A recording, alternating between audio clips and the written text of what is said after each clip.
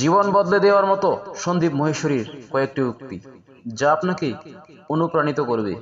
মানুষের সবচেয়ে বড় রোগ হলো কি ভাববে লোক।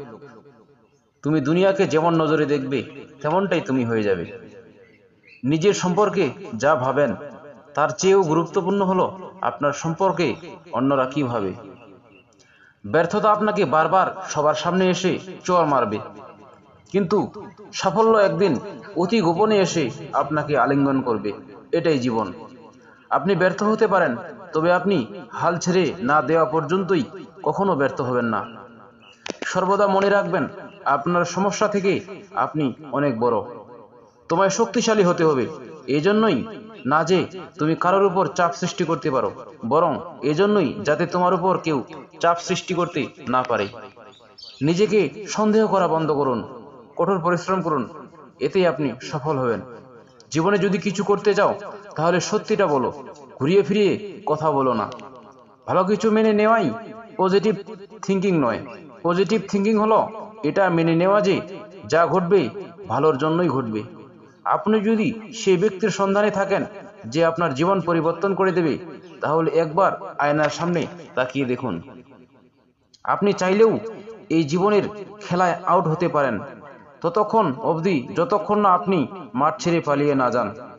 দুনিয়ার কোনো শক্তিই আপনাকে হারাতে পারবে না যদি আপনি এই পিচে টিকে থাকেন। কি আশ্চর্য, তাই না? আমরা ভালো থাকবো বলে টাকা উপার্জন করি, আর সেই টাকা উপার্জন করতে গিয়ে আমাদের সব ভালো থাকা বিসর্জন দিয়ে ফেলি। ভুল করো কিন্তু সেটার থেকে শেখো, সঠিক কাজ করো কিন্তু সেটাতেই আটকে থেকো না। কোনো ভালো কিছু করে নিজের অহংকারকে বাড়িও না, বরং এর থেকে বড় হও।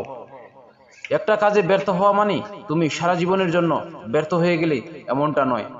একটা কাজে ব্যর্থ হওয়ায় জীবনের সমাপ্তি যায় না। যারা তাদের মনকে পরিবর্তন করতে পারে না তারা কিছুই পরিবর্তন করতে পারে না।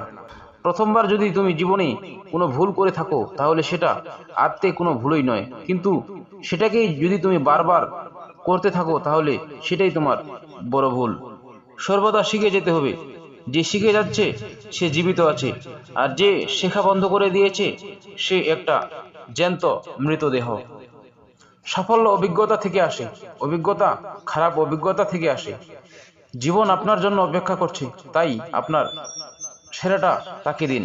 যদি এই ভিডিওটা থেকে আপনি একটুও অনুপ্রাণিত হন তাহলে দয়া করে লাইক শেয়ার করে অন্যজনকে দেখার সুযোগ করে দিবেন। ধন্যবাদ।